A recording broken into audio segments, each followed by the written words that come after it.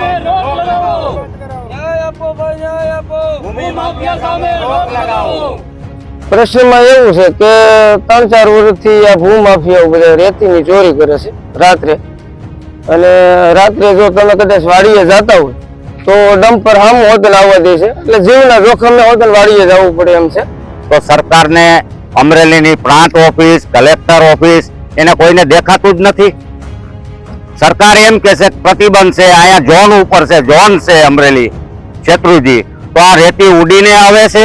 તો એમ કહું કે સરકાર ભૂ માફિયાને સપોર્ટ આપે, ખેડૂતને સપોર્ટ ગમતો દેતી નથી સરકાર, અને આવા રસ્તા જો ખેડૂતને હાલવા લાયક નથી રહેતા તો ભૂ માફિયાને જ આપે ને સપોર્ટ. ખેડૂતને ગમતો સપોર્ટ સરકારે દીધો જ નથી. ડમ્પરો આજે 3 વર્ષથી અમારા રસ્તાની તકલીફ છે.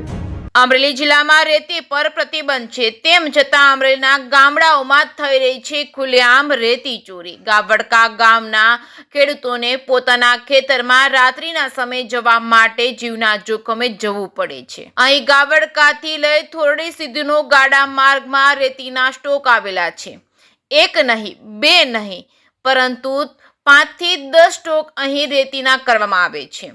નદીમાંથી રેતી લેવી તે ગુનો છે, તો અહીં જે સ્ટોક કરવામાં આવ્યા છે તે રેતી આવી ક્યાંથી? છેલ્લા ઘણા વર્ષોથી અમરેલી જિલ્લો છે ઇકો ઝોનમાં છે. કેમ હજુ સુધી ગાવડકા ગામમાં ખાણ ખનીજ વિભાગ ત્રાટક્યું નથી? ગાવડકા ગામના ખેડૂતોએ ભૂ માફિયાઓ સામે કાર્યવાહીની માંગ કરી છે. આજે સવારથી જ ખેડૂતો અને અધિકારીઓને ફોન કરતા હતા, તેમ છતાં એક પણ અધિકારી સ્થળ પર ફરક્યો નહીં. શું ભૂ માફિયાઓ અને અધિકારીઓ વચ્ચે સાઠગાંઠના સંબંધ છે કે શું? ગાવડકા ગામના ખેડૂતોએ જણાવ્યું છે કે આખી રાત અહીં ડમ્પરો રેતી ચોરી કરવા માટે ધમધમી રહ્યા છે. હવે વિચારવા જેવું એ છે કે અહીં જે રેતી ના સ્ટોક કરવામાં આવ્યા છે તે કેટલા સમયથી થાય છે અને કોના દ્વારા કરવામાં આવે છે? શું ખાણ ખનીજ વિભાગ અને અમરેલી વહીવટી વિભાગ આ લોકો સામે કાર્યવાહી કરશે કે નહીં? જો આ ગામમાં રેતી ચોરીના સ્ટોક થતા હોય તો અન્ય ગામોમાં પણ થતા જ હશે ને? હાલ ગુજરાત ટેકનોલોજીને લઈને સજ્જ થઈ રહ્યું છે, ત્યારે અમરેલીમાં પણ સીસીટીવીની સુવિધા છે, તેમ છતાં કોઈનો ડર રાખ્યા વિના જ ભૂમાફિયાઓ ખુલ્લેઆમ રેતી ચોરી કરી રહ્યા છે. જો કોઈને મેમો આપવાનો હોય તો સીસીટીવી કામમાં આવે, બાકી રેતી ચોરી કરવી હોય તો ખુલ્લેઆમ થઈ શકે છે. હવે જોવાનું એ રહ્યું કે આ રેતી ચોરી સામે રોક ક્યારે લાગશે અને ગાવડકા ગામમાં આ રેતી ચોરીના સ્ટોક ક્યાંથી આવ્યા અને તેના સેમ્પલ લેવાય, અને અમરેલી અને ગામડાઓમાં રેતી ચોરી થાય છે અને તેના સ્ટોક થાય છે તો તેના પણ સેમ્પલ લેવાય. વહીવટી તંત્ર અને ખાણ ખનીજ વિભાગ દ્વારા ભૂમાફિયાઓ સામે ક્યારે લાલ આંખ કરશે કે પછી 17,000 કે તેનાથી વધુનો માવો ખવાઈ જશે, તે હવે આવનારો સમય જ બતાવશે તેવી લોક માંગ ઉઠી છે. જે સિંગુદતી સાથે જૈનિક સુજિત્રા, અમરેલી. મારું નામ મનસુખભાઈ નાગજીભાઈ નસીદ છે. હું અમરેલી રહું છું, જયસિંહપરામાં. મારી વાડી ગાવડકા સર્વે નંબરમાં આવેલી છે. ગાવડકાથી થોડીના માર્ગે મારી વાડી આવેલી છે.